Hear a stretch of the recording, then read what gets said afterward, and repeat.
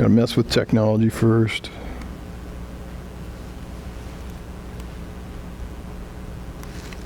Okay, that's on. Are we on the message yet, or are we just on the background? Okay, look at us. Now we're going. Okay. We're live. Thanks. So, yeah, the message today, choosing what you're running after. So last week, we were looking at Naaman, and he was like a hero leader. He was not in Israel, but he was in Syria. They also call that Aram. But this week, we're gonna look at someone else, and we're gonna contrast those two leaders. We were looking at Naaman, but this week we're looking at Gehazi. And we stopped short last week because I knew as I was going to give the message, I had enough material with what we went through. But now we're going to pick up the second part of this. Last week it was just all about Naaman and him coming down into Israel. He's healed and he goes back, and we hear that. We're going to go through the story one more time, but we're going to keep on going, and we're going to go through the whole story. So,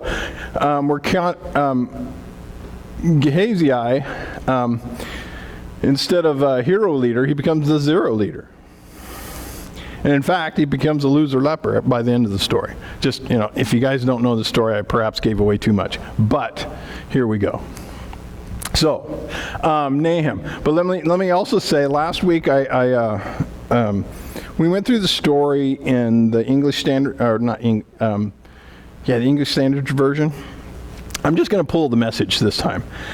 I think it might flow a little bit more. It might seem a little children's bookish, but it's going to get us through the story, and it's fun.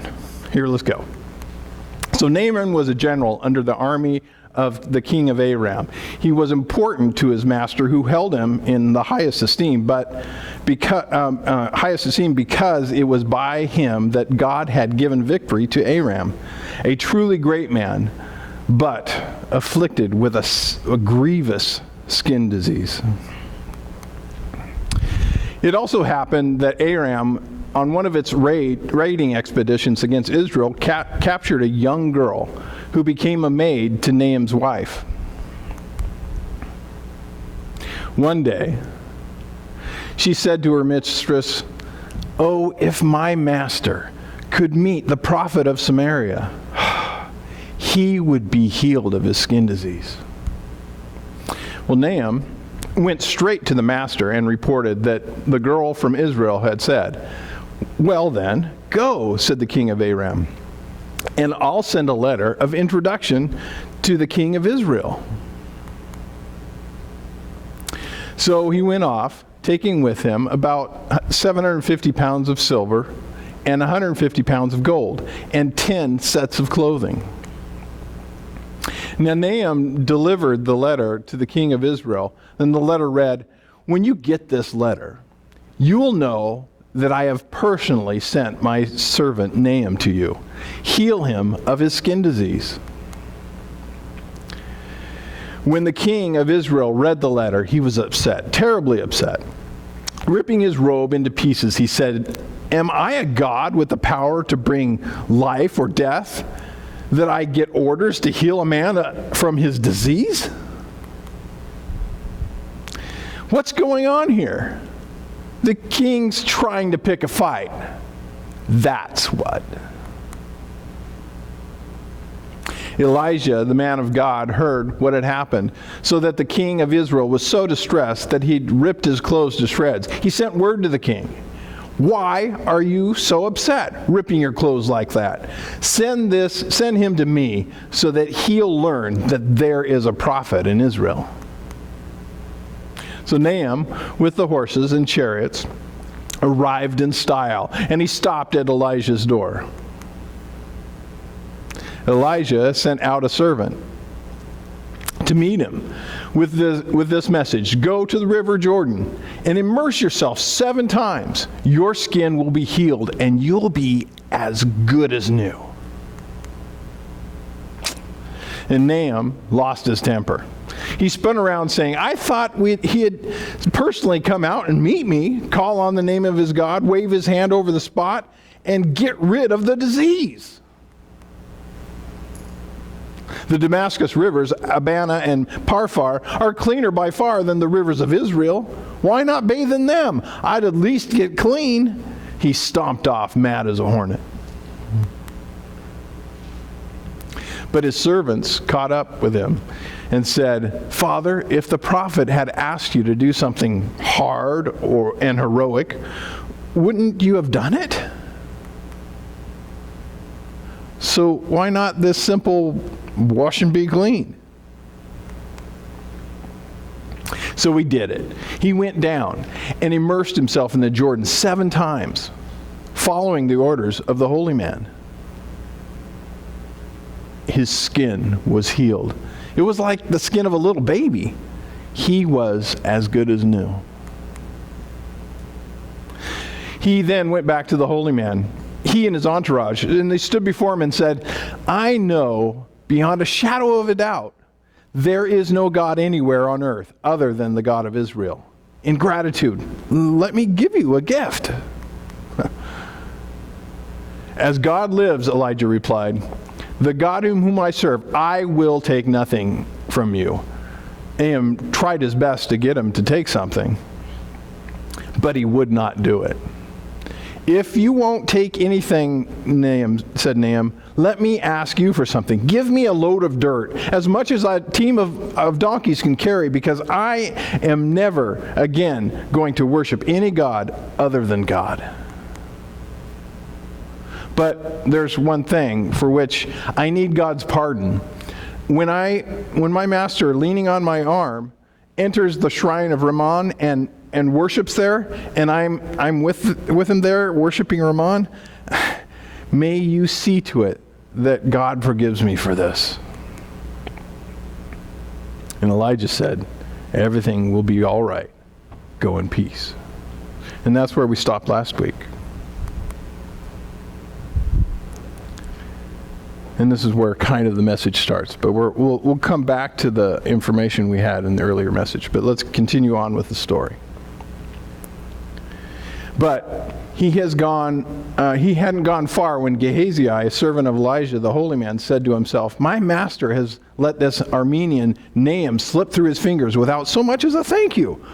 By the living God, I'm going to go after him and get something or something or other from him. And Gehazi took off after Naaman.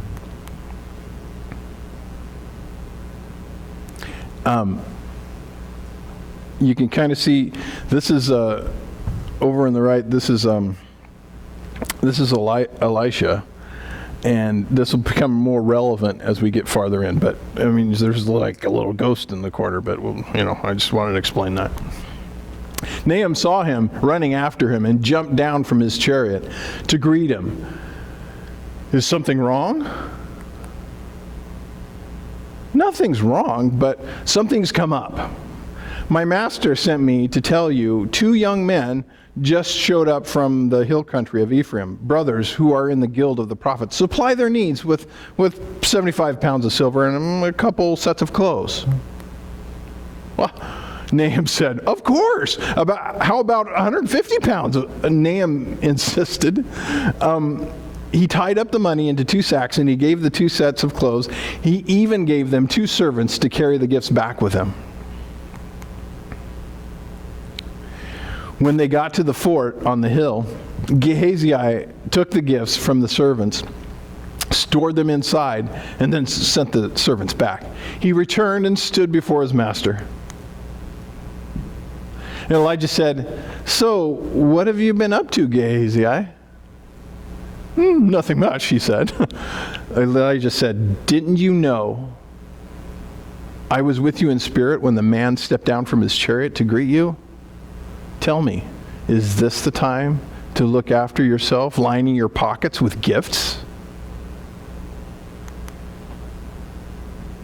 Naaman's skin disease will infect you now, you and your family, with no relief in sight. Gehazi walked away his skin flaky and white like snow.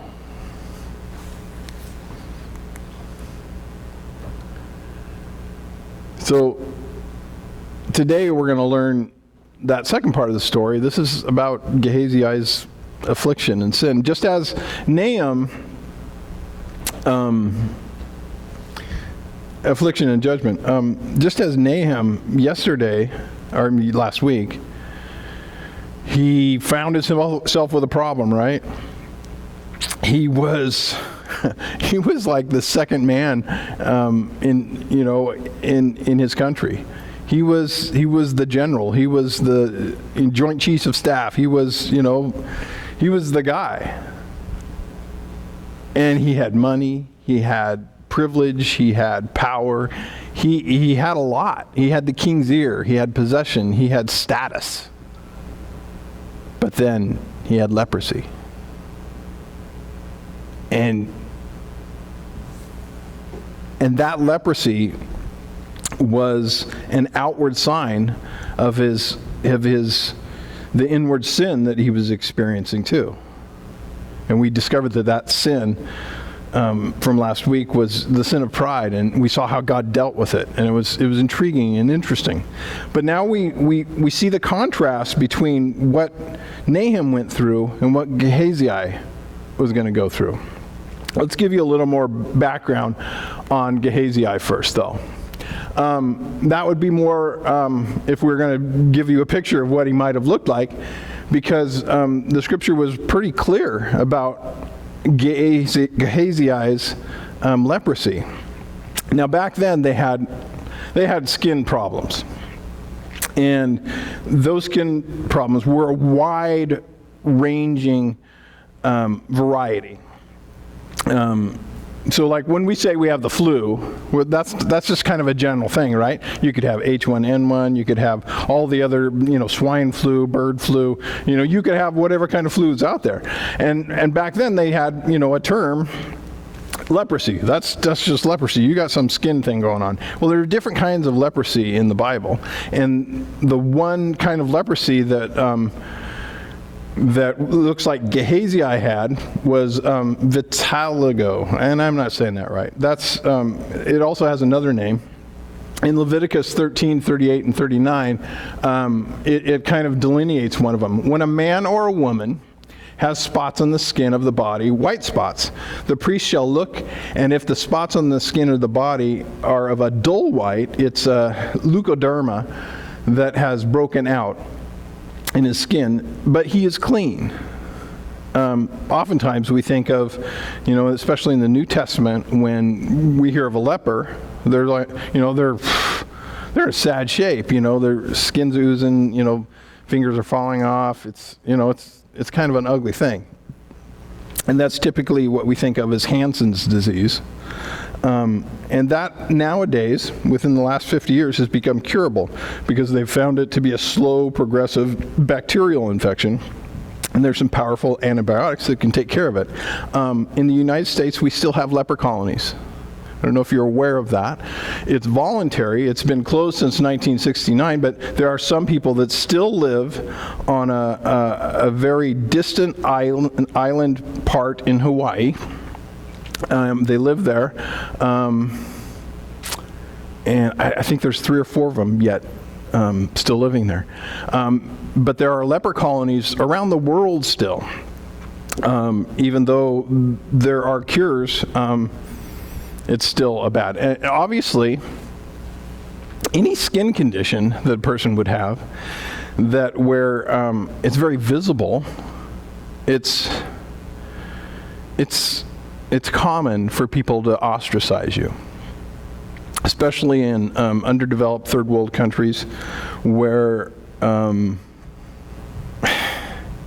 if you have a birth defect, you get ostracized. If you have a cleft palate, you get ostracized. It's there's superstitious understanding that there's a demon involved, or there's something there's bad stuff going on. So oftentimes those kids are kicked to the curb, sometimes left to die in exposure, or just they have to stay inside the house all the time because society in those instances are just treat them so horribly that they are confined. Well, Gehazi and the Bible tried to help people. Some things were really contagious. This type of a problem, because the Bible says he is clean. It didn't mean that it meant that he could still function, but he was going to have these white splotches. Oftentimes, when you see things about Gehazi, it's pus and it's the most dramatic pictures of Gehazi, but they don't represent truly what was going on. It came to pass. Let me stop. Can I stop? I don't know. Okay, it came to pass at the end of 7 years that the woman returned from the land of the Philistines. And when she came, she made her appeal to the king and appealed to the king for her house and her land. And the king talked with Gehazi, the servant of the man of God, saying, "Tell me, please, the great things Elijah had done." Now it happened, as he was telling the king how he had restored the dead to life, that there was a woman whose son had restored to life, appearing to the king for her house and her land. And Gehazi said, "O Lord, O king, this is the woman, and this is the son whom Elijah restored to life." And when the king asked the woman, she told him. So I brought this scripture just to point out that this is after the events where Gehazi received this leprous condition, but he's still in the presence of the king. So he wasn't... Within Israel, you didn't have to be cast off. The priest would look at you, make a determination. What kind of leprosy is this? Is this oozing sores that could be transmittable to other people? Oh, you got to stay away. Or you just have blotchy skin, and they're both considered under the term leprous. Do you just have white skin? Is it, how far does that go? Are the hair cells, affected? Okay. And it appears to be, since, you're the king, and if the king didn't want anybody leprous around him, he wouldn't have anybody, leprous, contagious around him. So that's why we think of Gehazi just having vitiligo. Does anybody know how to say that? It's some medical term. My computer was going, nope, not spelled right. It's like, no, I totally put that's how you spell it. But anyway. So let's look at this. There were many lepers in Israel in the time of the prophet Elijah, and none of them were cleansed, but only Naaman the Syrian. When they heard these things in the synagogue, they were filled with such wrath, and they rose up and drove him out of town and brought him to the brow of the hill on which their town was built, so that they could throw him down a cliff. But passing through their midst, he went away. And this is Jesus talking to the people of his hometown. And he's making the point as he shows up, and if you can remember that passage, he gets up, he's in the synagogue, he reads the scripture, and people are going, "Hey, that's Mary's son. That's we have his brothers and sisters. They still live here. Wow, he spoke good." And Jesus recognized him. They were kind of giving him the little props. He said, "You know what? I'm going to let you know what's going on." There were widows back in Elijah's time that were hungry, but Elijah fed foreign women. And there were people that were leprous back in Elisha's time, and Naaman is the only one that got healed. And this offended them so much. Because Jesus, in a way, was pronouncing, you know what? Yes, you are the chosen people of God, but you know why? You think you're so special that God chose you? You think you're so special that I grew up in your town, that I'm speaking so well, and I grew up in your town? You think you guys are so special? You know what? God worked mightily in foreign people. Maybe you shouldn't think yourself so special. And it ticked them off that they decided, well, you're going to say stuff like that to us? We're going to take you out to the high point of the town, and we're going to throw you off the cliff. What do you think about that, Jesus? And he's like, and they tried to, and then Jesus got away. There's something about the human heart that desires privilege. And it was a hard thing for Israel to be the chosen people because they forgot why they were chosen. We'll learn a little bit more about that as we go on. Okay. So, what are you running to? And since we're contrasting it, what was Gehazi running to? Elijah says, hey, I'm not going to take any money. Just go. We're good. This is not the time. Just go. No. He was adamant. Elijah was adamant. I am not going to take any money. And Gehazi, and it's quite possible that Gehazi was the guy outside of the house that Elijah sent to talk to Naaman, to say, hey, my boss, Elijah, says, why don't you just go down to the river, dip yourself 7 times, and you will be fine. It probably was him, although the Bible exactly doesn't say. There was a number of prophets surrounding Elisha at this time, but it could have been that Gehazi did the hard work. I mean, he had to go out and meet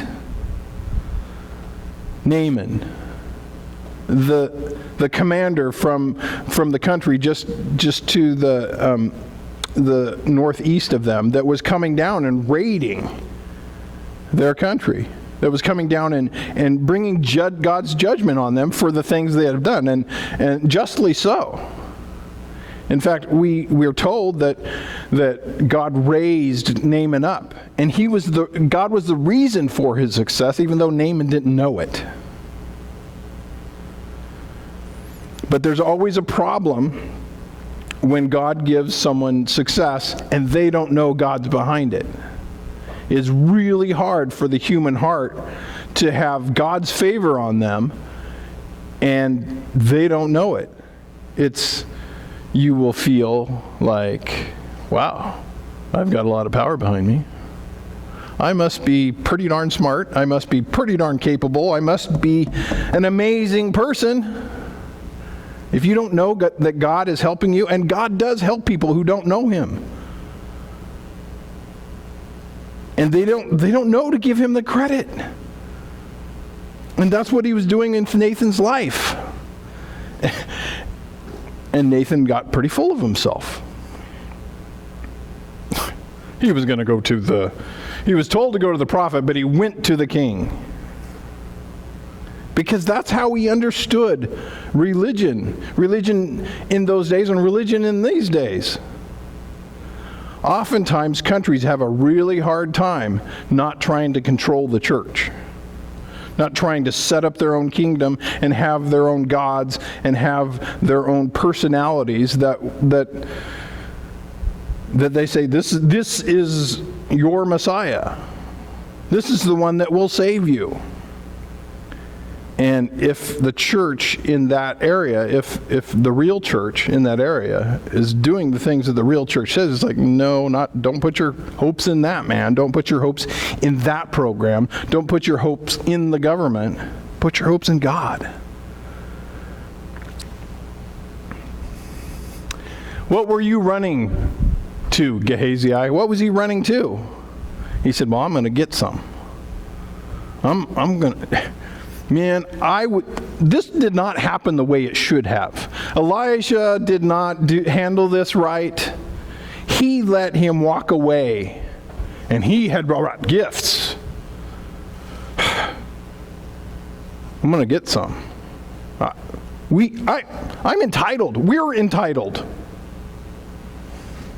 He went after it because he wanted the stuff. But we could ask, in contrast, who are you running to? For Naaman, it wasn't what are you running to, it's like who are you running to? Well, at first it started out because he didn't know God. He was running to get healed. A servant girl had informed him. There's nothing working here. I've got leprosy. Let's go down. I want to get healed. So he was running. He didn't know he was running to God, but once that servant girl spoke up and said, there is a God in Samaria, the northern part of Israel. There is a God that speaks to a man, and that man could heal you. How did she know? How did she know? I mean, the Bible, Jesus told us that there were many lepers in Israel at that time, and none of them were getting healed. That little girl had the faith to say, I know God can do this. Beyond all the incredible possibility or the impossibility of it, she had faith to say, I believe. She had to have God speak a whisper into her ear and say, tell him that. Let's get this thing going. And she was sensitive enough to hear that because she had paid the price to be useful to her master Naaman and his wife. So what was Naaman running to? He was running to get healed. And then after he was healed, what was he running to? He was running to God because he had found God. He found a God who presented from Elisha that says, you know what? This isn't about your power. This isn't about your money. This isn't about your prestige. These aren't the gifts you could bring so that you could get healed. This is for free. I'm going to do something in your life, and you're not going to have to pay for it. That's salvation. And it changed Naaman. So there will be no progress until you see this world cannot give us the solutions to our deepest problems. Now, this world can give us solutions. You know, what is a good way to fix the car? Let's Google that. I was making these kind of noises. Okay, let's fix that switch, and I think we're good. This world can give us, what's a good, retirement plan. This world can give us a great deal of answers, but there are some answers this world, the deepest parts of who we are, those things that this world cannot answer. What value do I have? Is there meaning in life? What really is the right and wrong thing to do? Those are God kind of questions that only God answers. How does my behavior affect other people? What do I do with my conscience? Can I be forgiven? Am I loved? Those are the kinds of questions that if we run to the world, it'll twist us and hurt us and abuse us. But we run to God. He will answer us, love us, comfort us, hold us. He will set things right within us and then challenge us to grow deeper in that. Because once we hear the answer, you are loved, you will spend the rest of your life really letting that fall down deep to the inner depths of who you are. Because it just doesn't take care of it just hearing it. You've got to experience His love when you've just made a mess of your life. When you've just failed and you've been embarrassed. And when you wonder, have I screwed up so much that no one could love me? And God would come and speak into the deepest part of your heart. And He says, yeah, I love you. Can you even forgive me? It's like, yeah. Yes. The world's not going to tell you that. Only God has the power and the relentless desire for you to know that. The world doesn't care. There's caring people in the world, and if they're connected to God, they will share His truth with you. But that's coming from God too.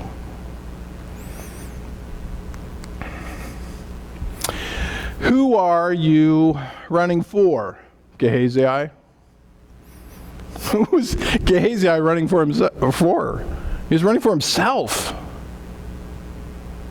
You know, when he got to Naaman, when he caught up to Naaman, he shared with him. Nothing's wrong. But, I just wanted, there's something that came up. There's a couple of guys that came from the hill country, and of Ephraim, and, Ephraim, they're kind of poor. And, they could really use, like some silver and, maybe some fresh clothes, because they're pretty rag worn, and that probably helped them out. They're in the school of the prophets, the things we got going on, and Naaman's like, oh yeah, dude, I would so have given, right, but the boss guy said no, and I'm totally, yeah, man, I've got a giving heart now. I mean, I've just been saved. I've been healed. I've been saved. I want to be part of what you guys are doing. You guys are amazing. This is awesome. And Gehazi perverted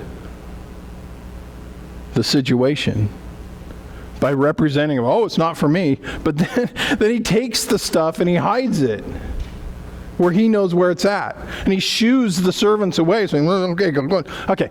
And then he goes back and he stands in front of Elijah, and he's like, yeah, okay, everything's good.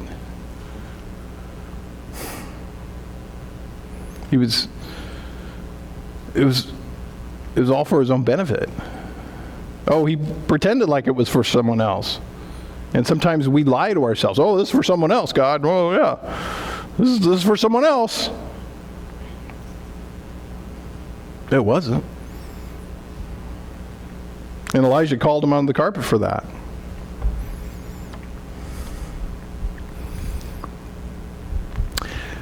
So who are you running for, Nahum? Well, at the beginning of the story, he was running for himself.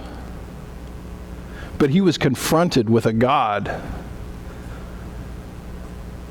that operated different from any other God he had seen.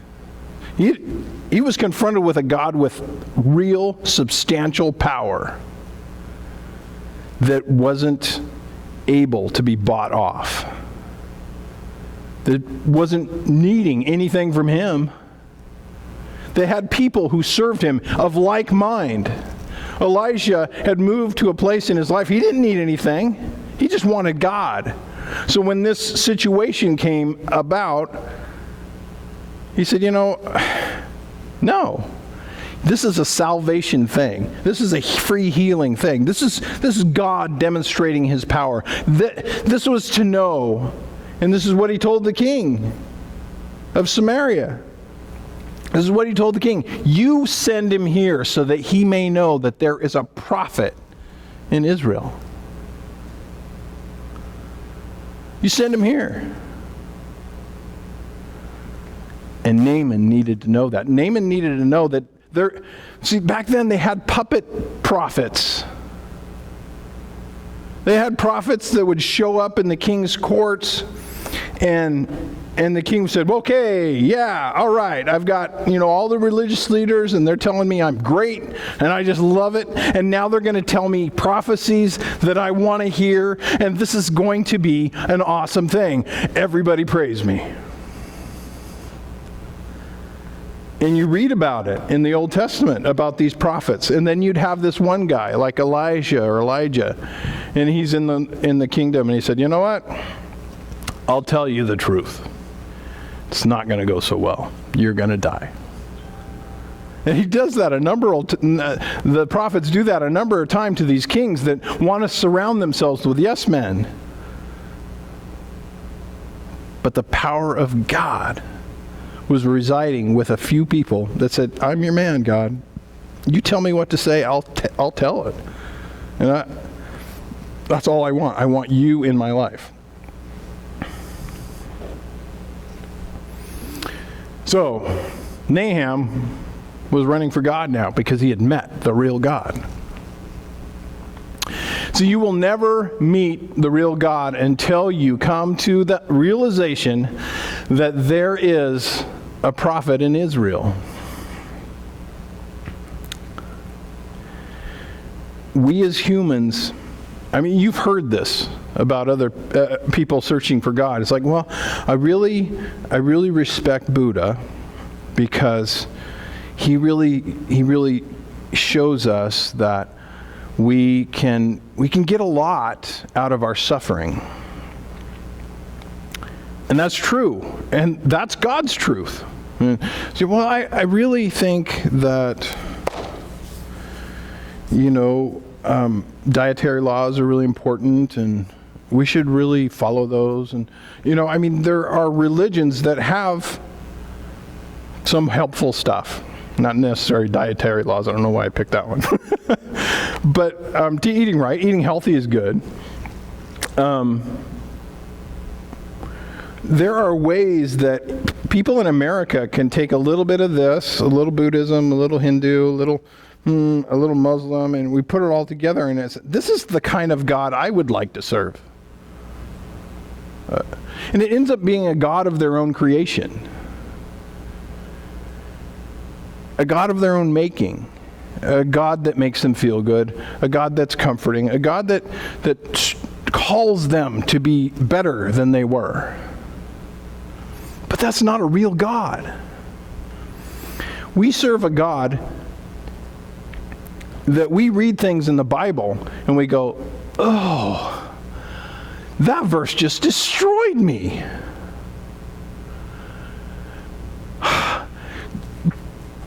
Poke out my eyes, cut off my arm? Are you kidding me? And God's saying things in such a severe way to get the point across. Listen, yeah, infidelity's bad. But if you look at another woman with lust, hey,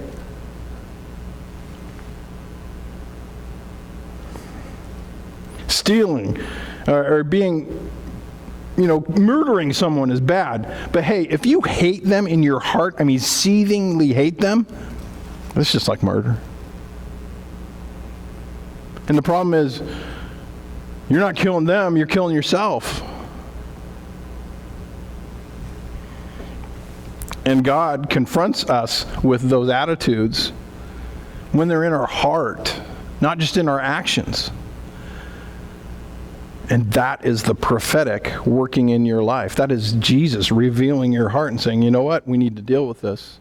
If you're going to serve me, you're going to have to pay the price and walk. So, what compels you to run? What compelled Gehazi to run? It was greed. He was. Now we know, and the only way I can keep this right is you have Elijah first, and it's alphabetical. It helps. Elijah, and then Elisha comes next. That's the only way I could remember how to do it in Bible school. And then you have Gehazi. Gehazi was meant to be the next guy on deck. Gehazi was to be the next man. He would, Elisha would use him as his mouthpiece. And you can see it, especially in chapter 4 of Kings. And he would be used like that. So we get the sense, just as Elijah was to Elisha, Elisha was to Gehazi. He presented, and he looked like he was going to be the man of God. But there was corruption in his heart. Because when it came down to it, and the man of God had spoken to Naaman and said, I absolutely, emphatically will not take any money. Done. Not going to happen. That's it. And Naaman was persuasive. But Elijah was undeterred. I will not. It's not going to happen. And that's why Naaman walked away with dirt.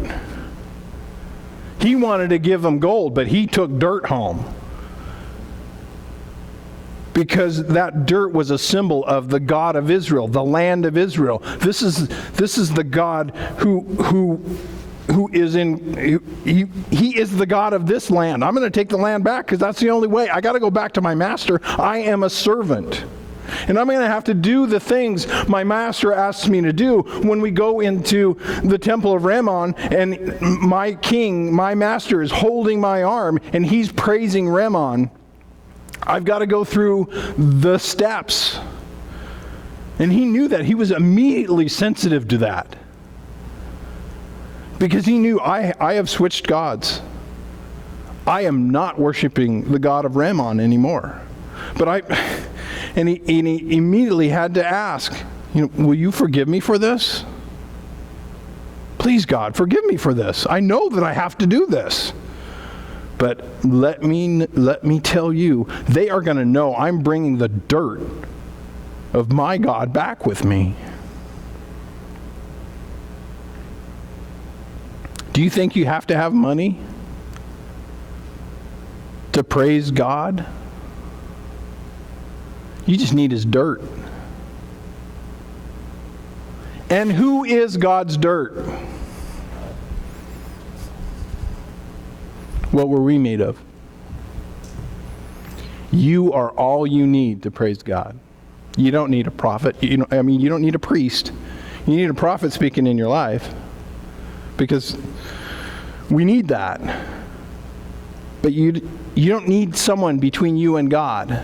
You can talk to him. You don't need a saint that's passed on before. You have access to God.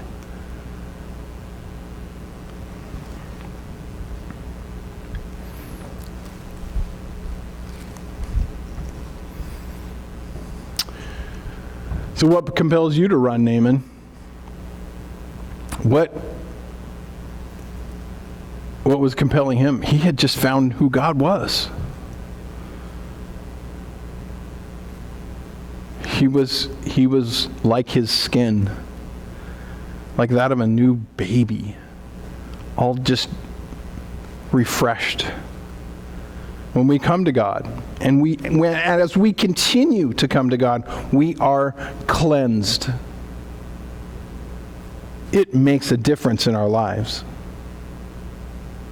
All the contradictions that Nahum had in his life, he was immediately meeting them. Said, I got to do this stuff with the king, but that's not my heart.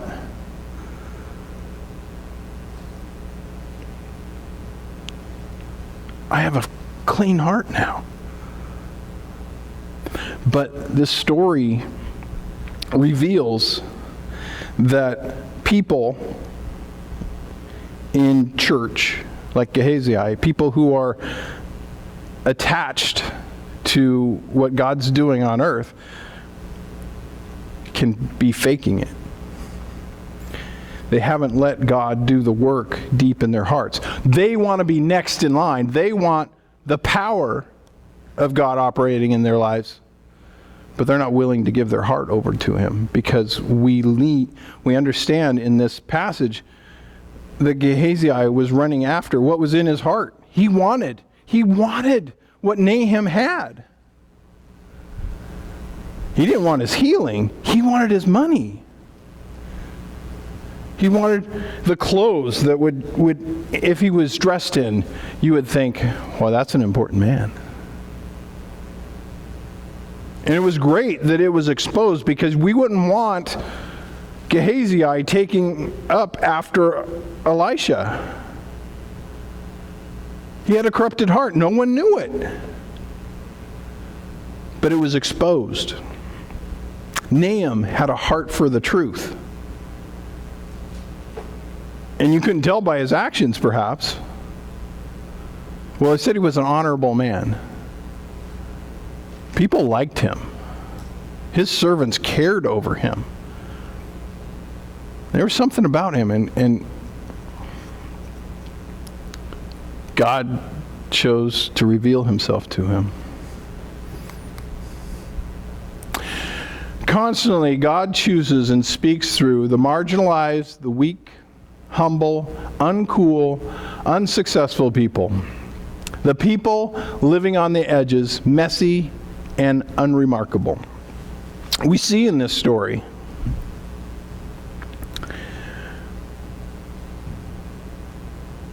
the servant girl. She was just about as marginalized, living in a foreign country. Her parents weren't around. She was young, a female, and a servant. But she shook history by her faith, because she believed God was at work and could be at work in this guy who was oppressing the very country that he would be going to see the prophet in. She had faith. God can touch your life.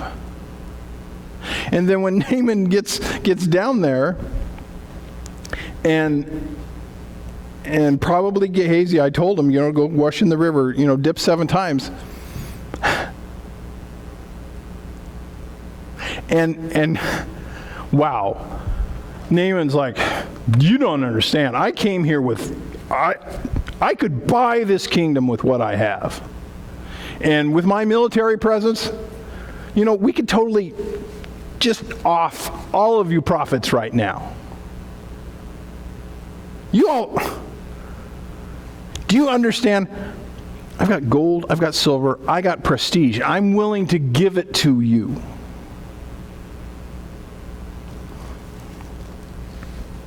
See, Naaman had a problem. He was educated. He was talented. He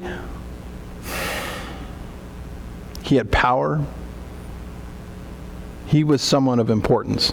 Probably one of the most famous guys in that region in history at that moment. People knew who Naaman was. His name had credibility.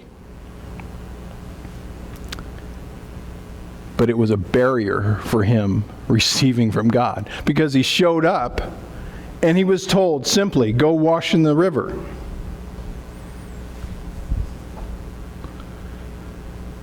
And he got mad. This isn't the way it's supposed to work. I'm making a bargain. I give you stuff, you give me what I want.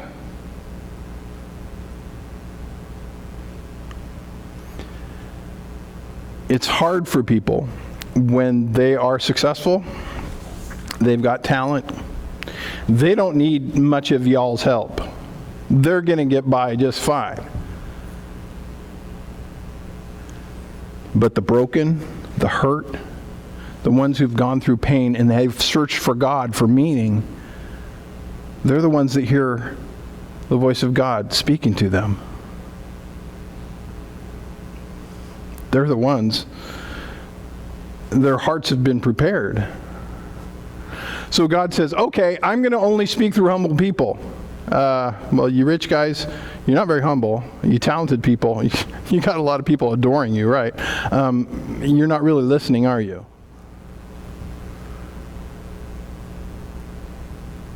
God works through people of incredible faith are the people living on the margins that have lost all sense that this world can give them something, and they know that it's only going to come from God. If you get a chance to be around people like that, or you are people like that, you are the people the church needs, because we don't need the fancy people. We don't need the people who are so full of themselves that they don't hear God. We need the people that are humble before Him. And it's harder sometimes, but it happens. I mean, it happened with Naaman. It happens. But Gehazi didn't believe it. He's like, I want the money. He didn't know, but he would soon learn that the desires he had for Naaman's life would also bring the sickness that Naaman had just left.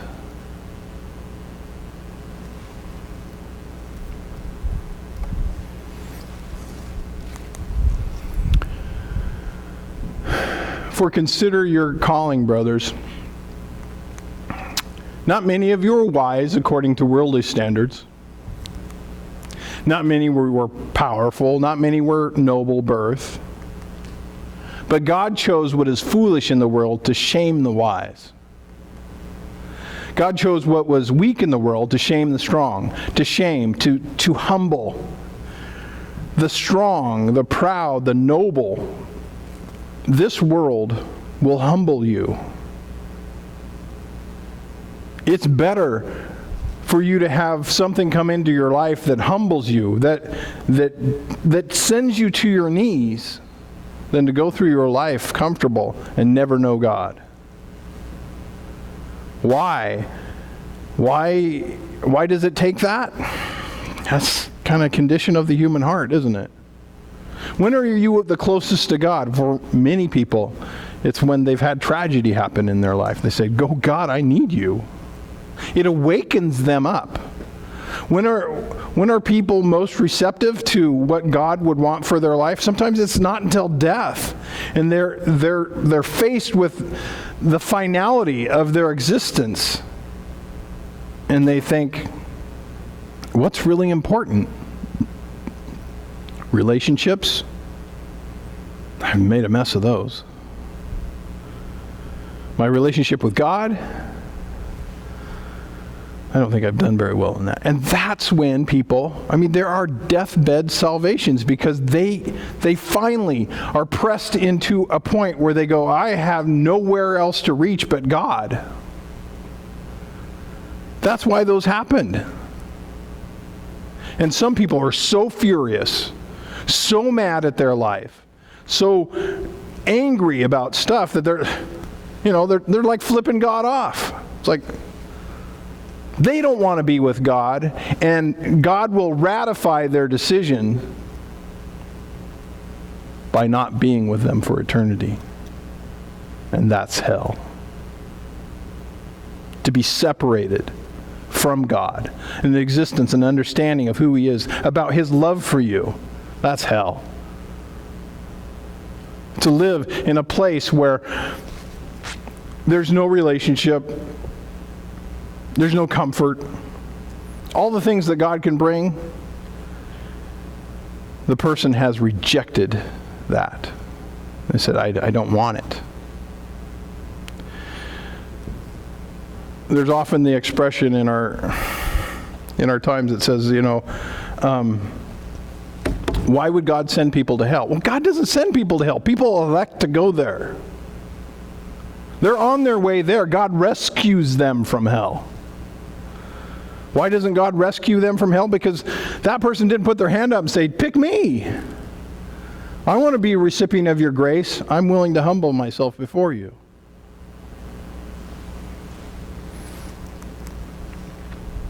God chooses what is low and despised in the world, even things that are not, to bring to nothing things that are, so that no human being might boast in the presence of God.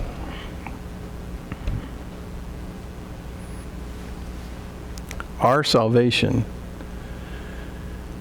is by God's power. We didn't make a trade with him.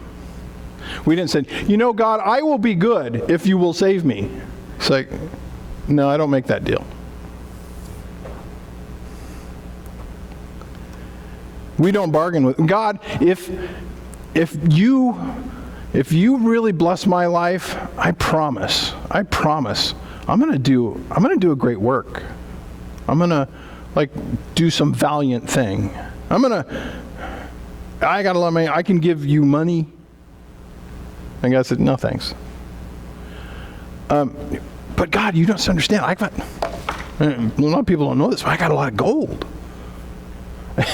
And God comes back with, you know what? I use that as pavement. In heaven, the streets are covered with gold. I don't need your gold. Well, God, what do you want? What do I have that you want? I want your heart. I want not the pumping organism. I want the depth of who you are. I want your passions. I want your focus. I want there to be nothing between you and me. Well, God, how can I do that? And God says, you can't. But my Son will make that possible. Oh.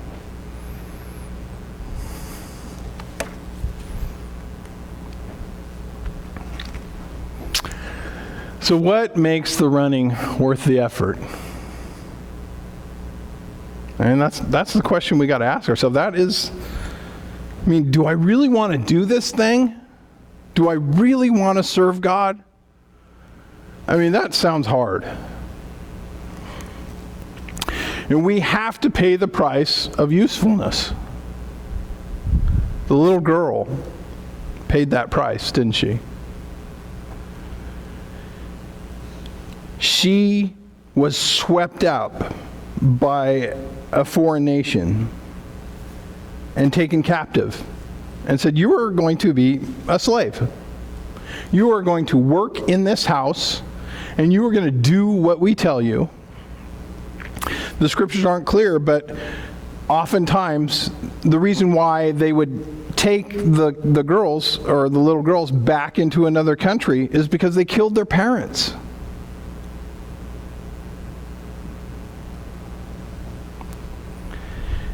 And you know that this girl did the work of usefulness, didn't she? She had to forgive her captors. Perhaps even having to forgive them for killing her family. When she heard the news that her captor, her master, had leprosy, she didn't go, oh boy, cool. Hey, I can't wait for another digit to fall off. I can't wait for him to feel the pain that he gave me. I can't wait. This is what he deserves for what he did. No. She said, she grieved over her parents. She grieved over her situation. This is not the life she dreamed of. But she did the work. This is a hard thing, God. How do I serve you in this hard thing? And when she had the opportunity, I bet she had other opportunities that we don't know about. But when she had the opportunity to speak life into a situation of someone who had wronged her, when she had the opportunity to love her enemy, she took a shot. That's got to be one of the hardest things to do. When someone has wronged us, when someone has hurt us, to rise to that place where you say, I believe in God's forgiveness. I believe it can flow through me. I believe that it can affect people. I got to live there because of what he did for me. This happens. This happens. People can forgive other people, but they go, you know what? I can forgive them, but I just can't forgive myself. I can't do it. And it's an odd thing to hear, and I've heard a lot of people trying to help people with that, but you can't help people with that because that's not the dynamic, right?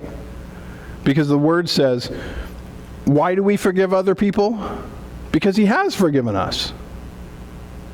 So the whole dynamic of, I got to forgive myself, it's like, no. If you could forgive yourself, you wouldn't need Jesus. But you need Jesus. He forgives you. And then you believe it. You got to forgive yourself? What is that about? You don't have the power to forgive yourself. Why even try? It's futility. Don't say goodbye to that whole thought. Good night. Jesus forgave you. He's got a little more power than you. He can speak life into you. I'm kind of playing around with that, and I don't mean to take that attitude for someone who's really hurting and say that kind of stuff to them, but I would gently say, listen, that's really not your job to forgive yourself. That's the whole Jesus thing. And if he's forgiven you, I don't see there's much room that if you've accepted him, there's not much room that you get there. You don't have a choice on that one. He's forgiven you. I mean, you can't hold on to something that's not there.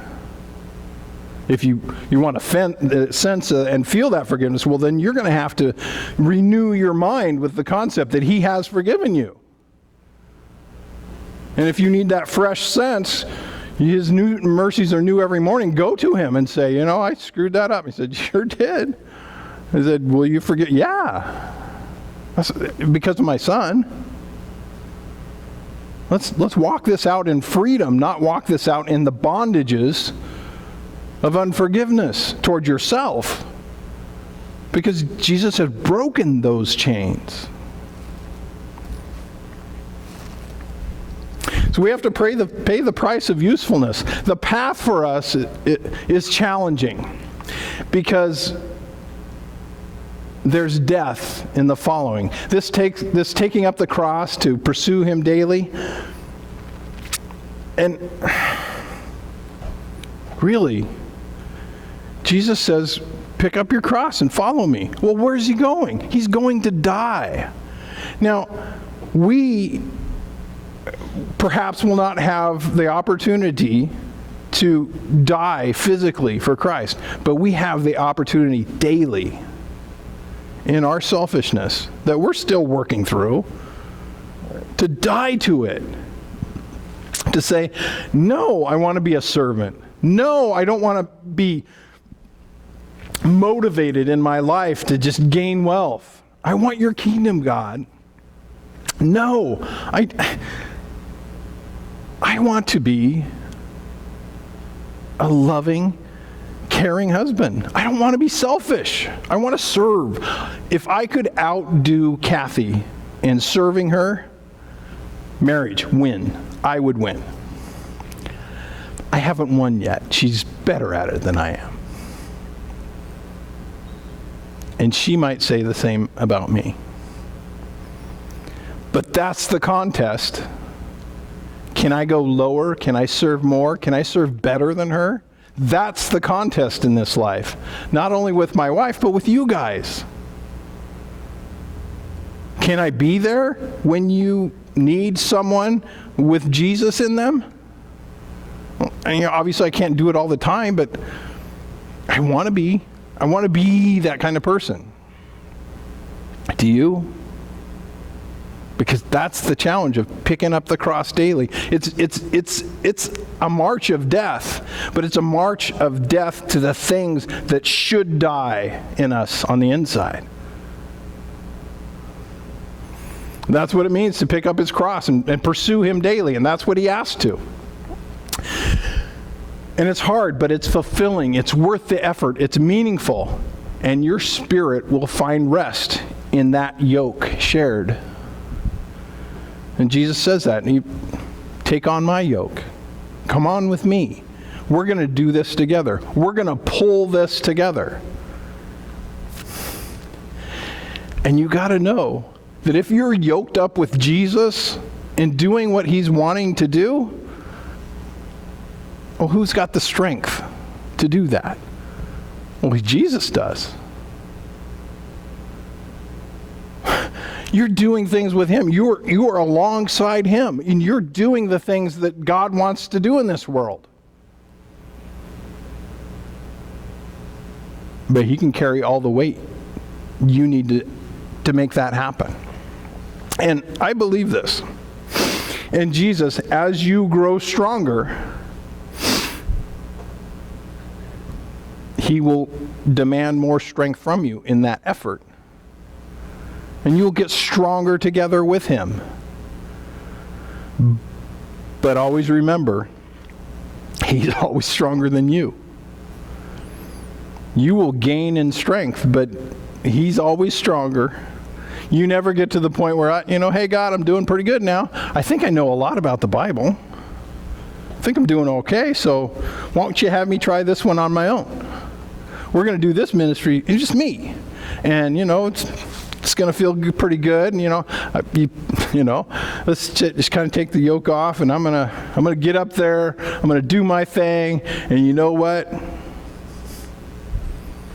Watch me go, God. Are you nuts? You don't do anything in ministry without him. And if you get so cocksure of yourself that you're trying to, man, you're gonna hurt yourself, the people around you. You got to be humble, and you got to take Jesus with you. Okay, takeaway for today. Let's close this thing up. The world cannot give you the solutions to your deepest problems. It just can't. It can't tell you who you are, what the meaning of life is for you, what is right and wrong, and how to deal with your conscience. It just can't, and it won't. And if it's honest, just like the king, when Nahum went to the king and said, hey, I got this letter, read the letter. And he reads the letter, and the king's like, am I God that I could heal a person? This world, in its honesty, should be saying, am I God that I could tell people that they're forgiven? Well, no. This world can't do that. Am I God that could really bring a settledness to someone's soul? No. This world cannot say that. God can. You will never meet the real God until you realize there is no God of your own choosing. We don't get to make him up. We read the Bible, but it's more correct to say that the Bible reads us. When we open the scripture and we read something, we go, oh my gosh.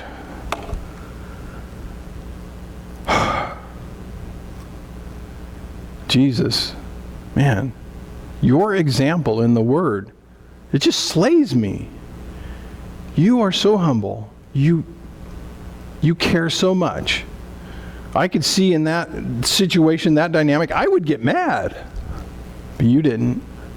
You kept on trying to reach those people who were trying to kill you. You are amazing, God.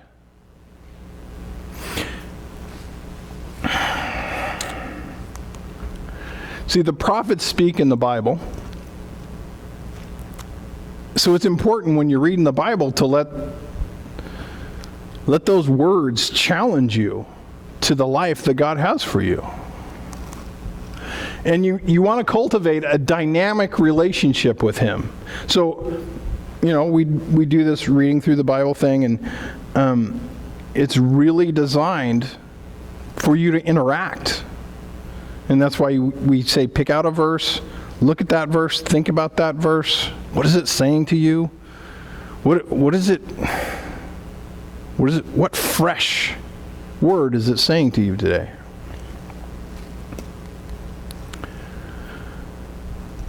Faithful are the wounds of a friend in Proverbs 27:6. And God is faithful to do that for us.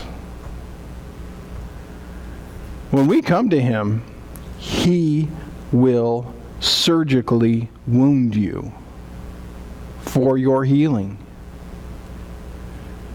He wants to cut out the dead stuff from your former life. He wants to take those roots of bitterness and get all the way into the end. The world can help you a little bit. It can cut off the top that's growing, but it can't get to the root like God can.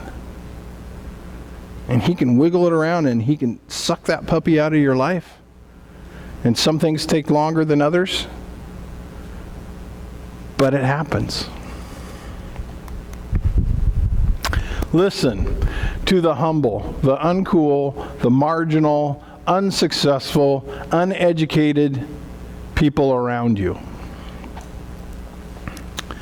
Don't be drawn in by the famous, the powerful. It's an abomination. Because you won't find God's Word often operating through them. If you want to find a place where God's treasured Word resides, God's wisdom resides, it's in those people. Because these are the people that are close to God in this world. These are the people who are choosing a lifestyle. Sometimes, and sometimes they don't choose a lifestyle, they're forced into it. These are the people who are hungry for God. These are the people I want you guys to find and listen to. Because they know God in ways that the rich, the powerful, the people that seem like they have it all together, they don't know God like them. Because they oftentimes are not humble. Can they be humble? Yes. And I thank God for those people, because they do. They really help the ministry, and they help. And if they are humble, they do it in amazing ways. But they're few, and they're far between. Servant girls, Nahum's servant, Gehazi's servant, and Jesus. I know we have a lot of pictures, and they're not bad, of the cross with this beautiful sunset behind it. I mean, it almost venerates it. And it's like, wow, that's so cool. That looks picturesque. But we do have to remind ourselves, the cross was an ugly symbol of shame. It was a humiliation. It was something that you should recoil from. And no religion should have ever prospered from their Messiah being hung on a cross. It's ugly. It's vicious. It's vile and gross. But it is our glory now, isn't it? Because of what he did. But Jesus was not attractive to the world. And he still isn't attractive to the world because he calls for the world to humble itself to come before him. And this world does not want to humble himself to come before him.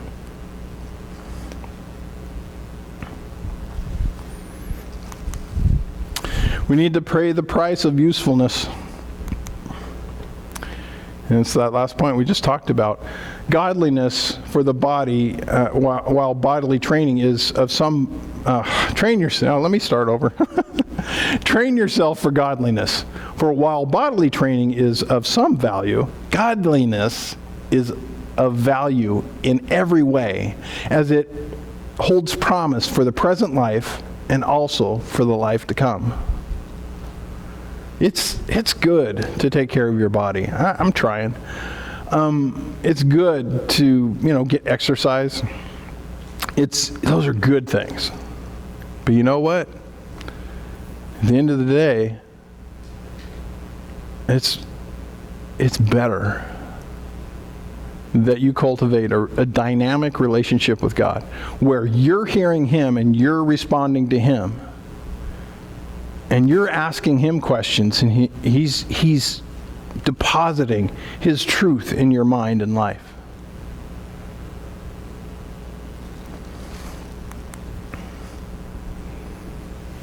Let's pray.